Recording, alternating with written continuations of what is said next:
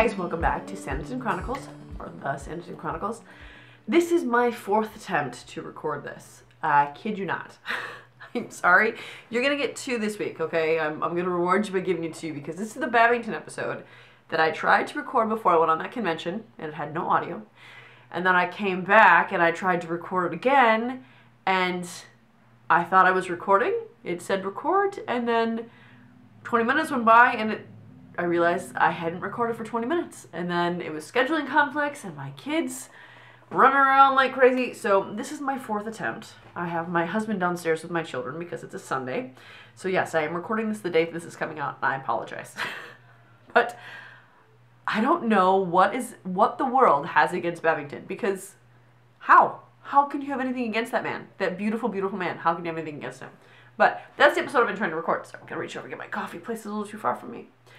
And you're going to see me in the same outfit, same makeup for the next 3 episodes, because I will be out, as of this Thursday, I will be out of commission for about a week, maybe 2 weeks. So I'm going to try to bankroll some episodes. And also, I mean, you guys have been super faithful listeners and really accommodating and really graceful and giving me these moments when technical issues happen and I can't get you out an episode. I don't want that to keep happening. So I'm going to try to get a whole bunch of episodes recorded today while I have my kids taken care of and I have the camera running.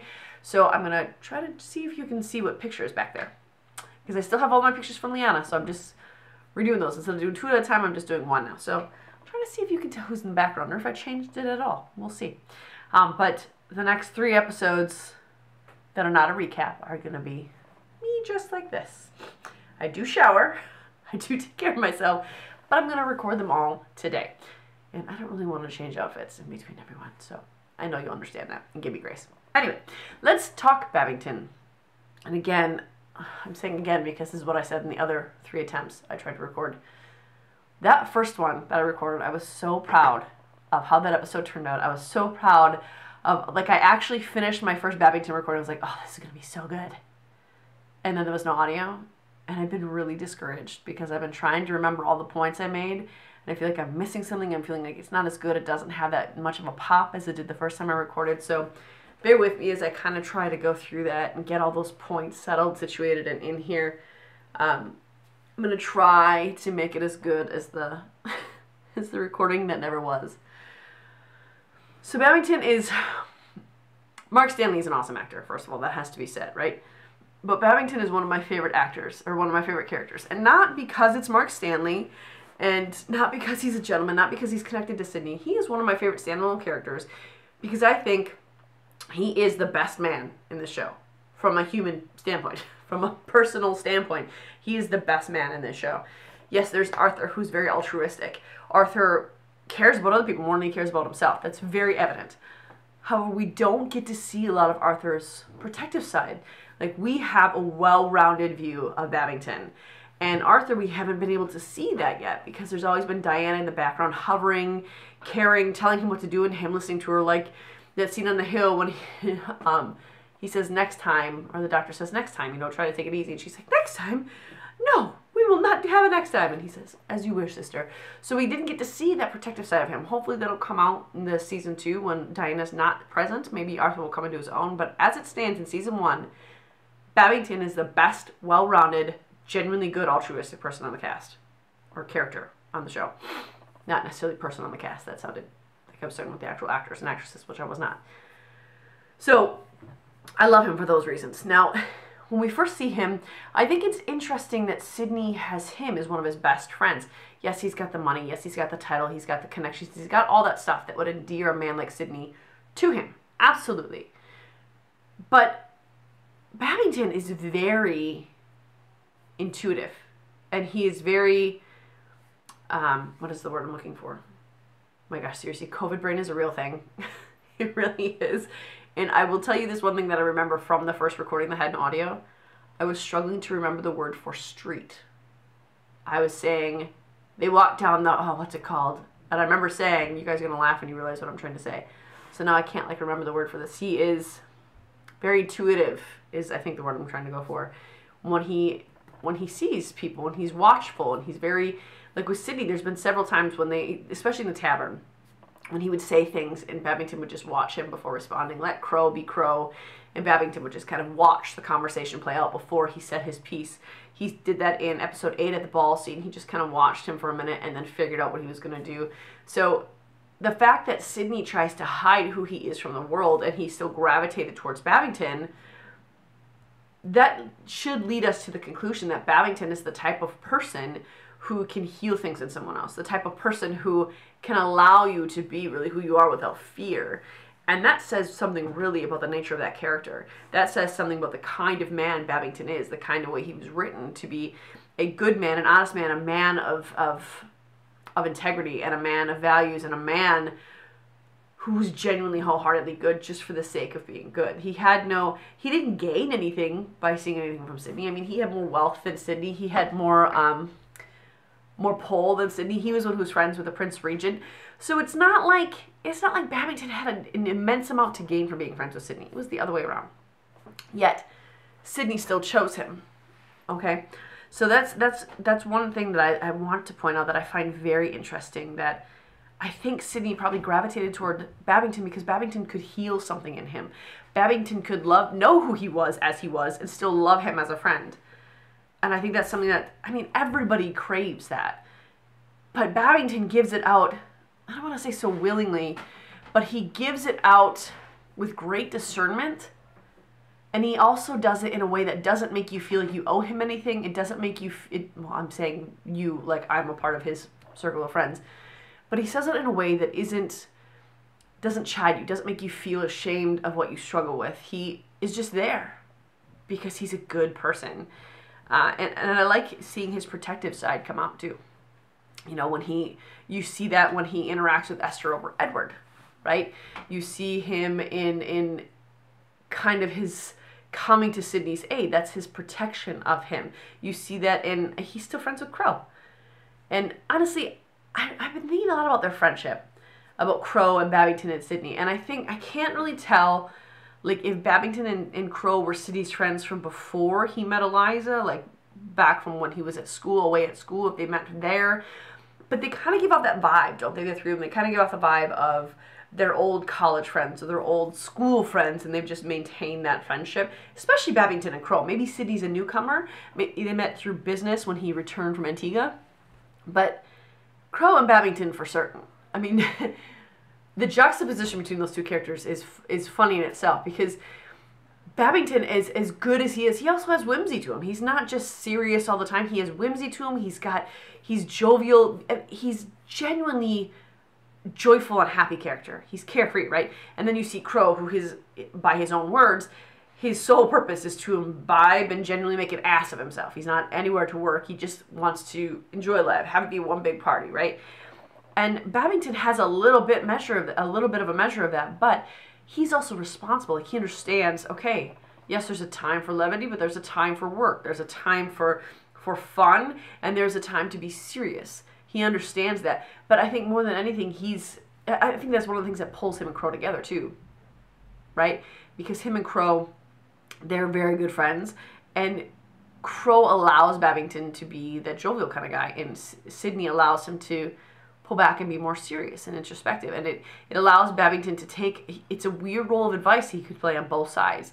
And you might think this is a stretch of an example, but on the episode 7, when they're in the regatta and they're doing the boat race, he says, "Easy, Crow, easy." And Crow's like, "I'm in complete control." That isn't really him giving advice, but that's him still being able to be, "Hey, dummy, focus up."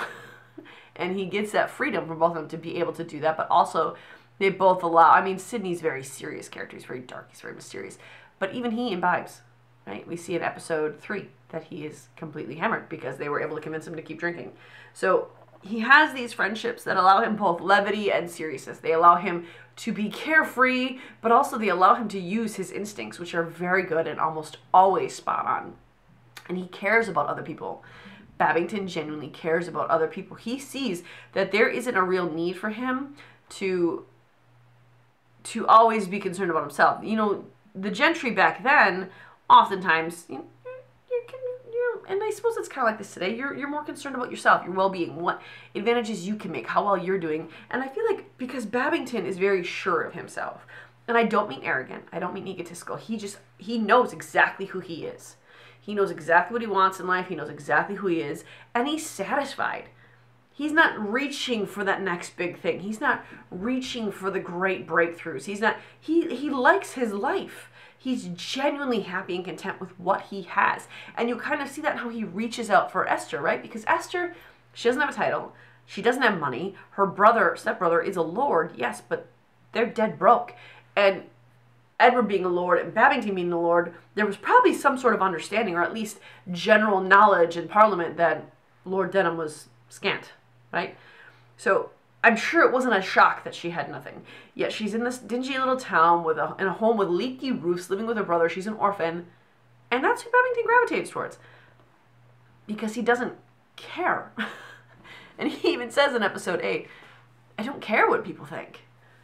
And I don't think that was word service. I don't think that was just because I'm in love with Esther. I think generally, that's his thought, is I don't care what people think.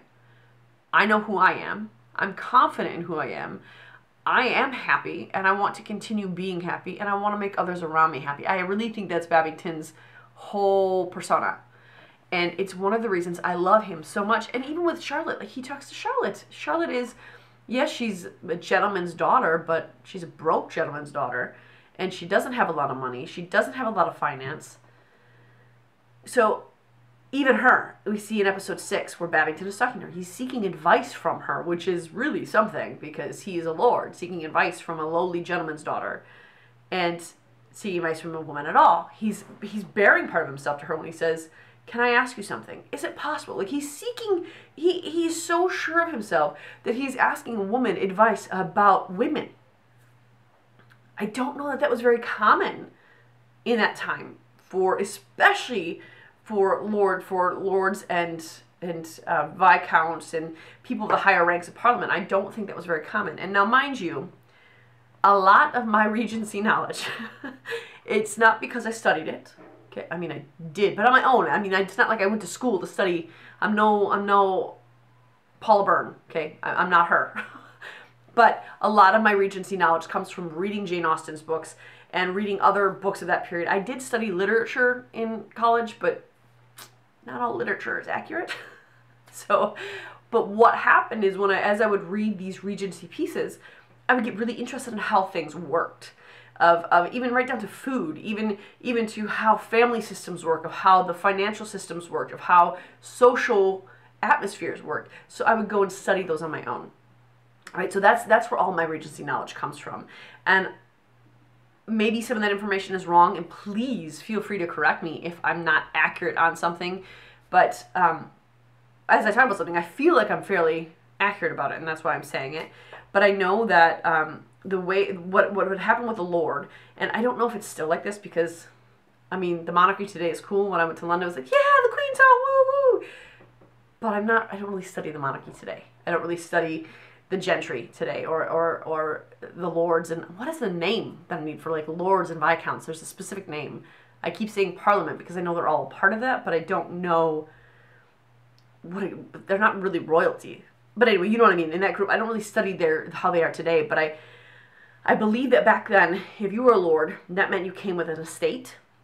So you had land, you had a manor, you had a country home, and you also had a home in town that was near Parliament for when Parliament was in session. And you would stay there when Parliament was in session. When Parliament was not in session, you would go to the country by your estate and stay in your manor house there. So not only did you have a city town or a city home, but you also had a country home. And this is if you maintained your status. I mean, there are lords that could lose their entire estate. There are lords that could lose their London town home. There are lords that, if they were so broke or they inherited their title with no money attached to it, with no money in the, what is it, coffers, is that what they call it? Then yes, they wouldn't have that stuff. But that's clearly not Babington. He is friends with the Prince Regent. He has those connections. So he clearly has all these things that would befit someone of standing. Okay?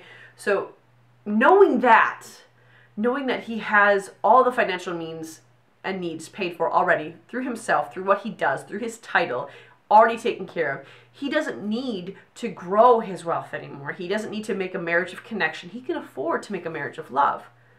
Even so, a lot of people with titles at that time still wouldn't lower themselves to marry someone without equal standing, right? Because it was all about gaining. Love was not a common match back then. It was for a marriage anyway. Oftentimes it was a business arrangement. It was, let's see how we can mutually benefit each other, or benefit me more, benefit you more. Love wasn't always the standard, and sometimes today it isn't either. But I mean, more so then, love was not the standard, and yet Babington, that's what he chased after. Because again, he knew his worth. And I don't mean financially, but he knew his worth as a human being. He knew what he deserved. And that's why the scene where Esther tells him no is so devastating. Because he knows he made a connection with her. Because Babington, like I said, he's very intuitive. And he's very insightful. He can pick something up in someone very easily. He did it with Sydney. He did it with Esther. He's done it with Tom. He's done it with almost every character in this show. Except Charlotte. Although he might have known with Charlotte. He just didn't say anything. So he knows that connection was made with Esther, especially after that walk by the river. He knows that connection has been made. He knows what a good pair they would make. He knows how much she would enjoy being with him. And yet she told him no. And it was clear that that was it. That was her final answer. There was no coming back from that. There was no more questioning. There was no more attempts. There was no more trying to prove her wrong. Like in episode 5, when she comes out to him and he says, "Give me a chance to prove you wrong." There was no more after she said no. And the great thing about Babington is he didn't push it. He didn't question it. He just, I believe all he said was, "So that's your final answer then? Or is that your answer then?"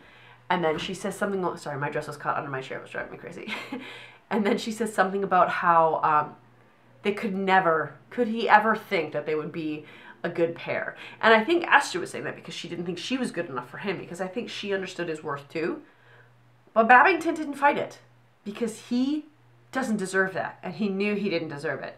So his idea was, all right, no, fine, I'm walking away now. So when he walked away and didn't look back, it was so heartbreaking, because you know that she is the type of person that he deserves, because Esther is so good. And Babington knew he deserved her, but he didn't deserve to be treated that way. So he walked away. And then we see in the next episode when he and Crow are walking down the street. And actually, it's not the next episode, it's 2 episodes later, in episode 7.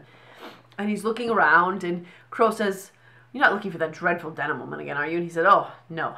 Giving up that hunt, it was a futile pursuit," is what he says. So he's no longer seeking, right? He stopped because he recognizes, I don't deserve that. I deserve someone who wants to be with me because of me. And I deserve someone who's not going to make me less than someone else. I don't deserve that. So regardless of what his feelings are, because it's clear he still loves her, it's clear he still wants her, but he understands his worth. He deserves better than that. He deserves better than someone who's going to repeatedly tell him no, or who's going to tell him no at all. Because really she just said, I mean, she was saying no the whole time, but it was kind of like jokey almost. And like when he, in episode 2, when he says, "Do I have your permission to write you?"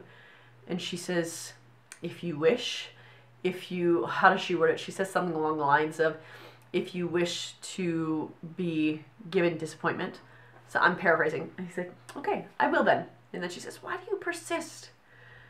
Paraphrasing, he says, "The things that I have to fight for are way more worth winning." And obviously that's a big paraphrase, because that was a really sloppy sentence. But he knows that. He knows that when he says, if you have to fight for it, it's more valuable. So he also knows that that's him too. She should be fighting for him. He can see they made that connection. He can see there's something that's blocking her, that it's not just her. And he knows, I'm worth her fighting for me. He knows it. And kudos to him for standing on his values. But then you see in episode 5 or 7, when Edward says those things to him, and he's talking about how she's delusional, and she's making up lies about him, and she's utterly deluded.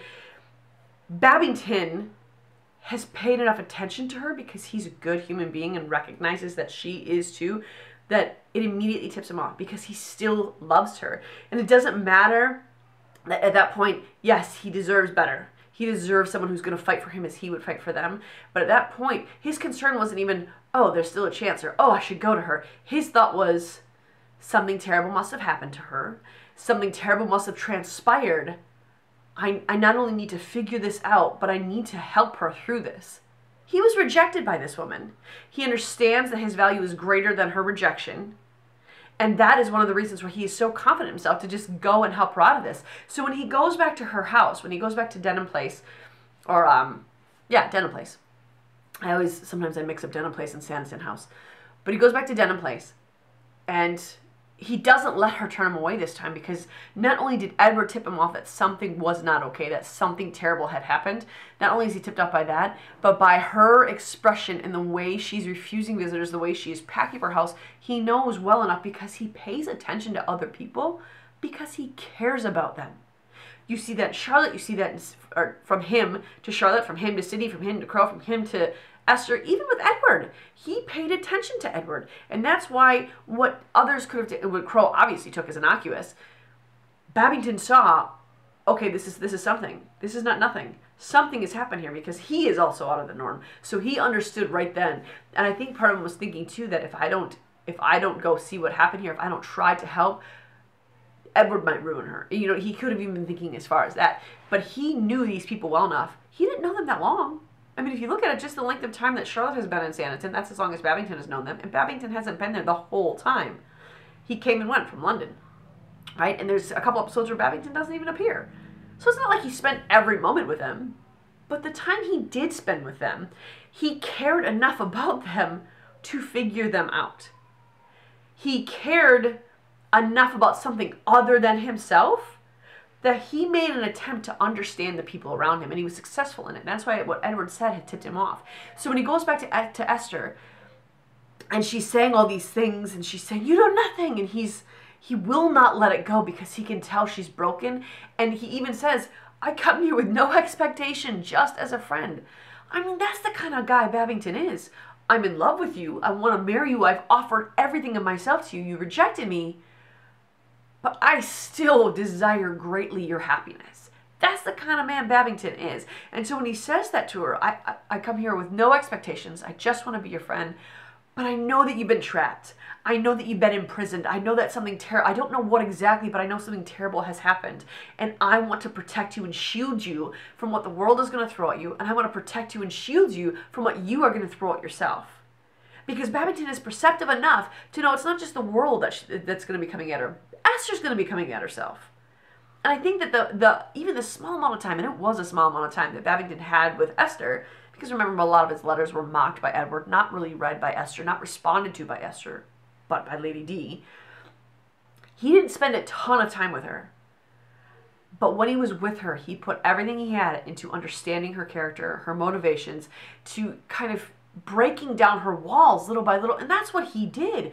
You can see the progression of it up to episode 5 when they're walking along that riverbank, and it's such a beautiful culmination of their relationship so far. And I know that we've already talked Babington and Esther, and this is not exactly what it's about, but that's what Babington did, and that's what he does. And I think that's what he did with Sydney too, is when he cares, he really genuinely cares, and he puts a lot of effort and time into understanding someone else, into being a part of something with someone else, into caring whether or not someone else is doing well or poorly, whether or not someone else is worth knowing or not. And I think he understood fairly quickly, Edward's not worth knowing.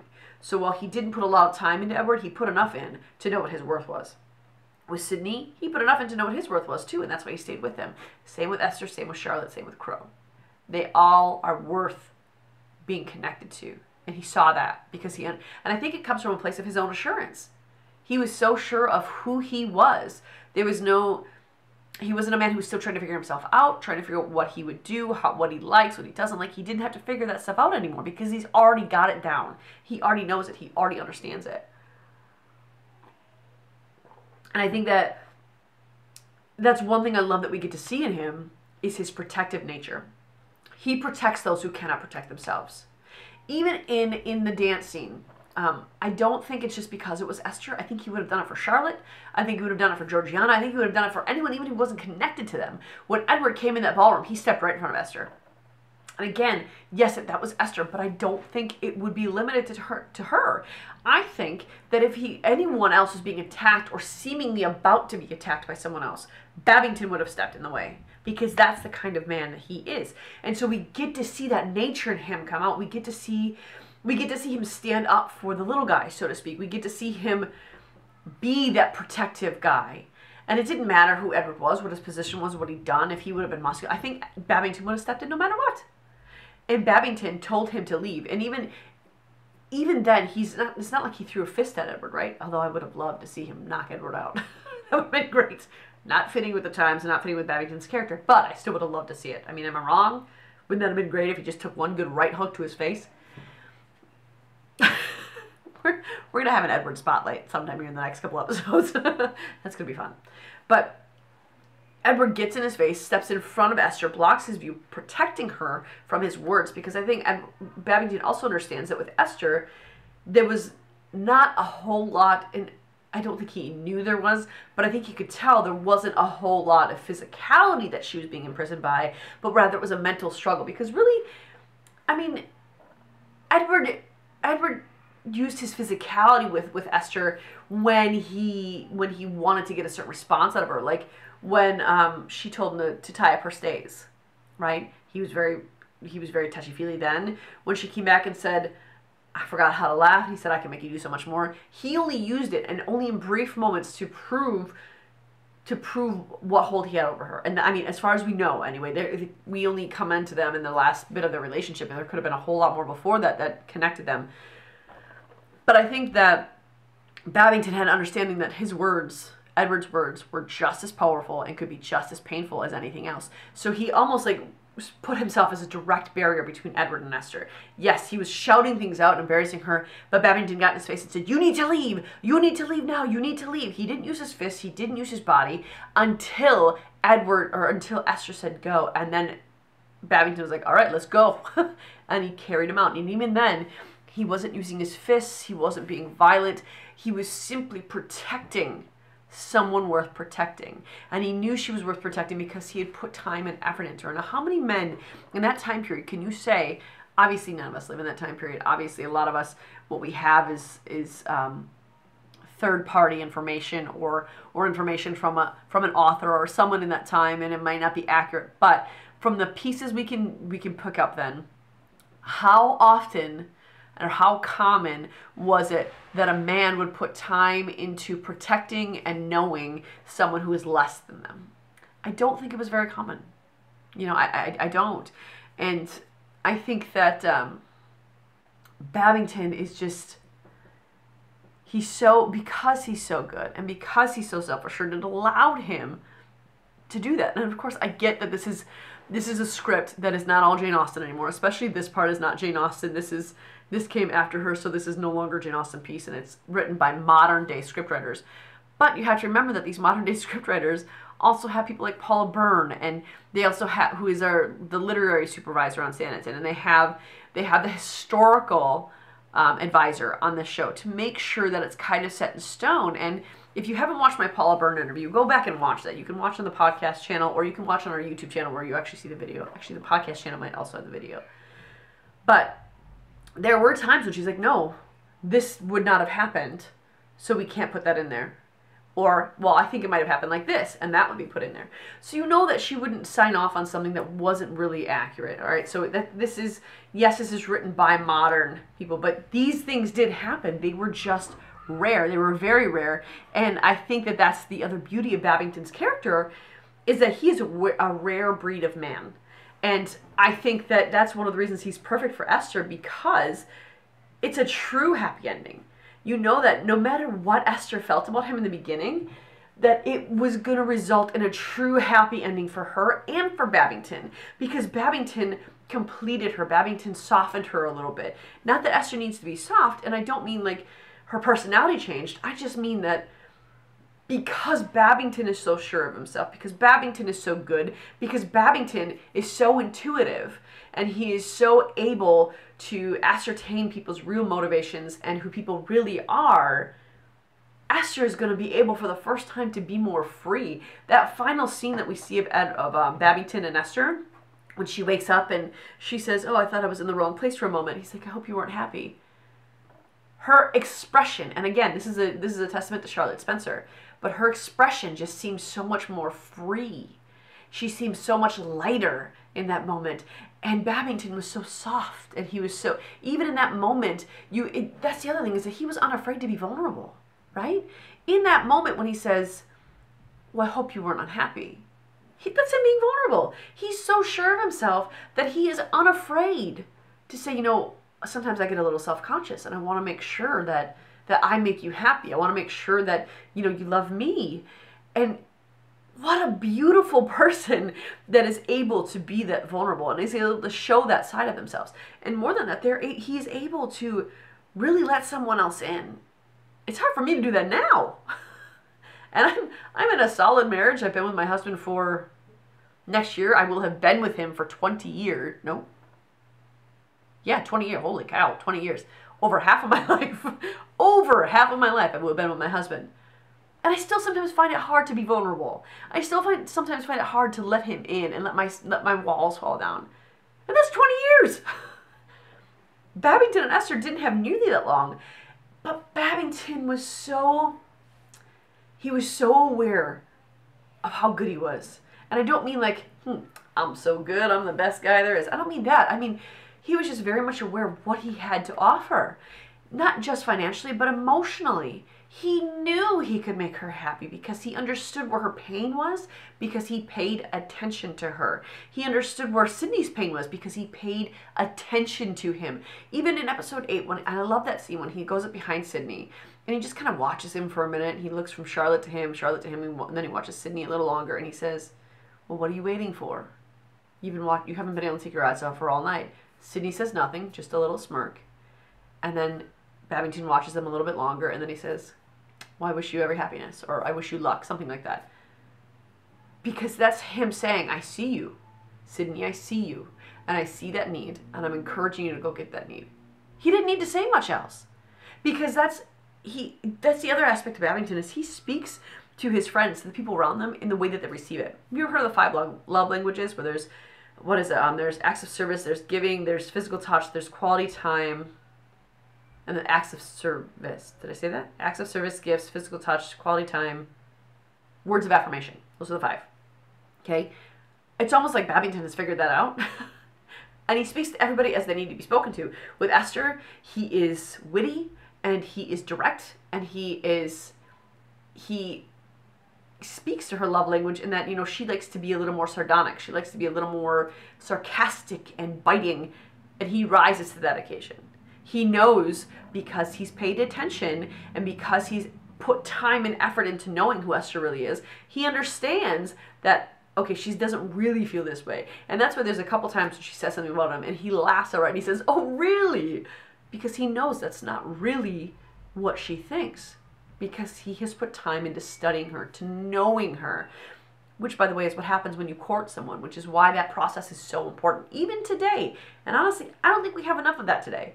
And I think that's why there's so many divorces, because we don't put the time into know each other. We don't put the time into actually studying our partners, into knowing them well enough that we know their tics, we know their triggers. We don't put that time in, but Babington does. Okay, Babington does that with Esther because he is genuinely in love with her, or at least falling in love with her. Okay, and I think the reason why he falls so fast and why he's able to, you know, propose marriage, and I do think it's a marriage of love because Babington does love her. I think the reason he's able to do that so fast, why he's able to fall in love so fast, is because he knows who she is and he knows who he is, right? It may have taken Esther a little longer, but that's because she was confused. She was abused. She was living in this limbo of this cage in this prison, and she was unsure of who she was. But the moment she became sure, the moment she understood who Babington was, really, in episode 8, we see that kind of click for her, where she says, well, why else would you want me as your wife? And when he explains his proposition, by the way, with tears in his eyes, emotional, he was allowing her to see this intimate part of him without shame. I care about you. I have these feelings. I have these vulnerabilities. And this is all I want out of life. And so you can kind of see that that's the clicking moment where she smiles really truly for only the second time in the show, because the first time was when they're on the riverbank, right? And she gives him a kiss, and she says, she doesn't outright say yes, she says, let's go out before I change my mind, right? but she says it with a great smile on her face, with a lightness in her voice, and with a joking air. And this is what he allows her to be, right? Because he lends her some of his strength, he allows her to be this way. He allows her to be this free while still being herself. He has no desire to change her. And that's what you see in every one of Babington's relationships. He doesn't want to change anybody. But he puts the time into studying and knowing the people around him because he cares about them genuinely. And with Sydney, he's able to give him advice that he thinks will help him to really, truly be happy, which I don't know that Sydney ever was. Even with Eliza the first time, I don't think he was actually happy. And that's kind of why I was hoping for Babington to come back, because I would like him to be the one to save the town. In Esther's name, for Esther, but also because he cares about the Parkers. Because he does. He cares about Sydney. He cares about Tom.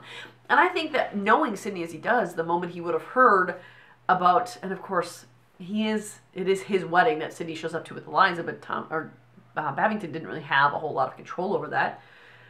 But I think that Babington would have tried to encourage Sydney, don't marry her. You don't love her. You don't want to be with her. Charlotte's right here. Marry her. Here, let me help you out with this money. At least that's how it plays out in my head. Now, some of you have asked me about the fan fiction I've written. The reason you haven't seen it anywhere is because I haven't finished it. Because I was in the middle of writing it when the announcement came out, and then I was kind of like, oh man, can I still write this?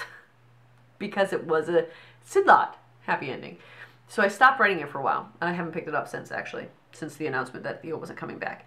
But that in my head, that's how Sanditon actually got saved, was through Babington and Lady Susan. I think that they would work together was my hope. So I was kind of sad to hear that. I mean, that Babington still could do it. I mean, he could be a presence from off screen. Esther's still going to be in it, so he's still going to be around, just maybe verbally instead of physically. And you know, the other thing too is that I love Mark Stanley. I think he's a phenomenal actor. I think he's good on film and on stage. I think he's just incredibly talented, and I love that. But he's not my typical type in terms of physicality, in terms of looks, right? But because of who he played as Babington, he became a very attractive person just because of that character. And yes, it's a sign of good writing. But Mark Stanley is a lot of who Babington is, because you have to have those. Again, you guys know that nonverbal is my sweet spot. I was joking on our other podcast. We just put out the Resident episode 5 episode on our other podcast, Fandom Family Chats. And I made a joke that I'm contracted to say that's nonverbal in every episode because I love it. I love nonverbal. I think the more you can do with showing instead of telling, I think that the more emotion you can get across with a look or with a body movement, that's so good. It's so good. It almost has more impact than the dialogue, right? And a lot of that is unscripted. And that's Babington. A lot, like the tears coming to his eyes, the expression on his face when he is with Babington in episode 8, or when he's with Esther in episode 8, when he's proposing to her again. It's so good. And like, it made me just want to be like, dude, I'll marry you. I'll marry you. I got this. Because in that moment, you just see that this is a man without artifice. And he even says on that river walk that he sometimes fears his life is too much of a pretense. But then you look at him talk to Esther, and there is zero pretense. Zero. All of his walls are down. He's so open and he's so available. And that's such a rare thing. Certainly then, but also now. And so when you see Mark Stanley put these aspects into Babington's character, it is such a beautiful transition to watch. And I think watching his character come on more and more episodes, be more and more on screen, it's just so much fun. Because you get to see him, because when he first comes on screen, you're like, okay, he's Sydney's friend, but this is not a show about him. It's about, we know it's going to be about Sydney and Charlotte because of how they set it up. So I'm not going to get too attached to these side characters, but he's skyrocketed to the top of my list because of how he comes in. And in all those little nonverbal moments in the taverns when he would just cock his, like there's, I don't know if you guys have caught this, but there's a couple times in the tavern. And if you're listening on Podbean, I'm sorry, you can't see me. But if you want to also go to the YouTube channel, this is going to be a video there, so you can see it there. But there are some moments in the tavern where Babington kind of squints his eyes and he looks at him to the side, just cocks his head a little bit to the side and studies Sydney. And you can tell he's studying the sound of his voice, the tone of his voice, the words that are coming out match with his body language. Like, I think that there's never a moment where Babington's head is not fully in figuring someone out. Because he also sees, on top of seeing his own value, I think Babington also sees that the real value to be had in life is with relationships and connections. Honestly, that's what we're created for, and we are created. We are created for relationships. And I think Babington understood that key component to life. So it's really well written. His character is really, really well written. But Mark Stanley took it and brought it a level up. Probably like 17 levels up, actually. Because the manner of his movements, the expressions on his face, the slow ways he physically interacts with Esther and with Sydney, even with Crow, they're just so telling, and they're so subtle and brilliantly done. And I love every time Babington's on screen, I almost want to like, yay, and clap, give applause, whatever. Because he makes the screen come alive. And kudos to Mark Stanley for that. Because that's you can't really script that. That comes from an intuitive place in an actor, right? To intrinsically know what the character needs, to intrinsically know what is required in a character from the actor to get a certain persona or a certain piece put across to the audience. And Mark Stanley dang near reaches through the screen and pulls you in. And it's so fun to watch. So Babington, and I know I've said this 1,000 times, but Babington is my favorite dude on the show. Above Sydney, in a fantasy world where, whatever, it's a fictional world, I would like a Babington. I think everybody should have a Babington. Whether friend or romantic relationship, we should all have a Babington. Because, he's an encourager. He edifies his friends. He protects, if you have his care and his affection, if you have his notice, he protects you. And sometimes it doesn't take any more than notice. I think if it was Diana Parker, he would have protected her. I think if it was James Stringer, he would have protected him, right? So if you have his notice, you have his protection. He is kind and he is loving and he genuinely cares about people and the human condition. And what a great character that they may come to life. What great writing to create this persona, and what great acting to really truly make it pop off the page and grab every audience member. And honestly, if you're not grabbed by Babington, I don't know what show you're watching. I know that a lot of people are consumed with the Sydney aspect, and a lot of people are consumed with that plot line. In fact, if you look on our YouTube page, all of our videos that involve Sydney, they have almost 2,000 watches each. The other ones are triple digits, but not as much as Sydney. Sydney's got 4+ digits attached to that. So, there is that aspect that I think everyone needs to look at this show not solely focused on. And I think that if your Sydney is the only one you're focused on that show, I think it's because you so want that happy ending. So next time you watch Sanditon, I encourage you, watch the side parts. Watch the supporting actors and actresses. Watch what's going on next to the main characters. Because there's a beautiful story being written there. And I have talked to people who are like, oh, I don't know why you like Babington more than Sydney. Like, I don't understand how you don't understand that. Because, well, yes, Sydney's great, and he's brooding, and he's beautiful, and he feels things very deeply, and he cares very deeply. He is not sure of himself. He does not fully understand who he is or what his place is. He's constantly trying to make up for something.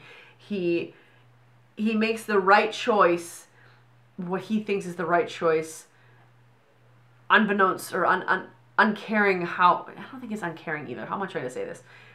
He makes what he thinks is the right and necessary choice, no matter the consequences. He may not like the consequences, but he still makes what he believes is the right choice anyway. And honestly, I kind of think Sydney thinks if it doesn't hurt him, it's probably not the right choice. Is honestly what I think he thinks a little bit. Babington understands that, hey, sometimes the right choice is a good thing. Sometimes the right choice is hard.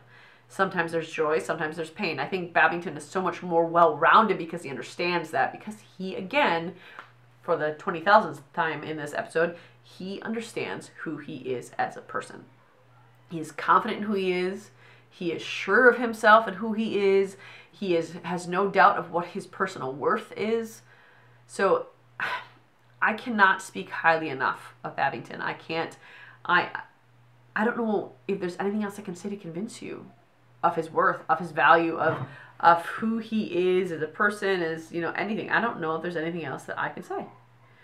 I hope that if you guys are watching this and you didn't like Babington before, I really genuinely hope you do now.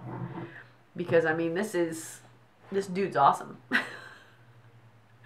And if you don't agree with me, I really do want to hear if you don't agree with me. I want to hear why you don't agree with me. Certainly. Give me a case. And you guys have been writing to me, not everybody, but there's a few of you who write to me about the episodes or about my opinions on things, and I love it. There's some of you write big paragraphs, like almost essays. I read them. I love it. I'm here for it. The whole reason I started this podcast is because I wanted to talk Sanditon. I wanted to talk it all the time. I was unsatisfied with the ending and I needed more. So I'm totally okay with you guys sending me essays and saying, hey, this is why I think this, and this is why you should think this, and do it, please. I love reading those. And if you do want to do that, you can reach me at our email of the.sanditonchronicles@gmail.com. Join our Facebook group. That's the Sanditon Chronicles Sanditon Family Fan Club. We have games in there. We have posts. I have not been making my Monday posts. My bad. I've got a little bit going on here, people. Trying. But my team that helps me run that Facebook page is awesome at hitting their days. And so we have games in there. We have posts. We have polls. If you are watching this and you are in that Facebook group, we have a poll up right now asking about if you watch our podcast channel, if you subscribe, that sort of thing. Go and vote on that poll. Because honestly, here's the deal. I started this as a fan because I want to talk more about Sanditon. But I also wanted the fandom of Sanditon to have a place that they can congregate and discuss things together and listen to things together. And that was one reason why, and actually I had a bunch of people reach out to me before Theo James made his announcement. That's like, yes, I want to talk to you about it. Yes, let's talk together. But then after his announcement, they were so discouraged that they didn't feel excited about it anymore. So we haven't interviewed a single fan once because no one wants to talk about it anymore. But if you want to talk Sanditon, if you want to talk what's coming up, if you want to talk what you think is going to happen, seriously, reach out to me. I would love to just have a conversation with you. I would probably like to have it be an episode on our podcast, but it's just like how Janice and I do it. Ask Janice. She loves it. She'll give you advice. And I'm not scary. And I mean, you guys have listened to those podcasts. I do talk a lot, but that's okay. So if you guys do actually want to chat Sanditon, if you do want to talk, let me know. And I would love to have you on here and let's just talk. We can just have it be a random talk, what we like, don't like. That's exactly what my vision was for this in the first place. But if you don't want to do that, join our Facebook group and let's talk on there. You can also find me on Instagram under the.sanditon.chronicles or just search for the Sanditon Chronicles. On Twitter, I am at Sanditon or you can, again, just search the Sanditon Chronicles. Those are the only social media platforms we have. And I was saying something. COVID brain has made me a little like a goldfish. I don't know why I said goldfish that way. But if you do want to talk Sanditon, again, hit us up. But if you have, here's the other thing, is that we have our schedule planned out until, coincidentally, the week before Sanditon airs. So that worked out nice. If you don't know, I believe March 22nd was the date we got, right? I don't have it in front of me, so I can double check that. But I know it's March of 2022 that I'm confused about even the year that it is right now. March of 2022 is when it's premiering, I believe March 22nd. And I have all of our episodes planned out until actually I think March 20th, so only 2 days before. Because we wanted to hit that 1 year anniversary, make a big celebration of it. So, that being said, we are out of recaps. We're doing one more recap that Janice and I are going to record this week, because I love doing recaps with Janice. It's fun. So, but after that, we're going to lose our recap spot. We have nothing to talk about in a recap. So we want to know what you as fans want to talk about. What you want us to talk about. What you want to listen to when you're on your way to work or you're on your run or wherever you listen to this podcast. We want to know what you want to hear. Please, please, please reach out to me in the email or in our Facebook group. You can private message me from the Facebook group. Whatever you need. But let us know. Maybe we'll do another poll. But we want to know what you want to see coming down the pike. Okay? We don't have any interviews yet. Hopefully those are coming back soon. I don't know when exactly yet, but I will let you know as soon as I know. So just let us know what you want to hear. We would love to hear from you. We're trying to get the ladies from SandiCon to come on. That's a subtle hint. So that's what we have coming up next. The next episode you will see after this is Clara and Edward Spotlight. We're going to talk about that relationship and all its dysfunctional glory. So stay tuned for that. I will see you well, we are actually going to get 2 videos in one day, and I'm recording them both today. So, see you in a couple hours, people. And next week we are doing our season 8 or episode 8 recap. And that's what's coming up. So, see you guys real soon. Bye bye.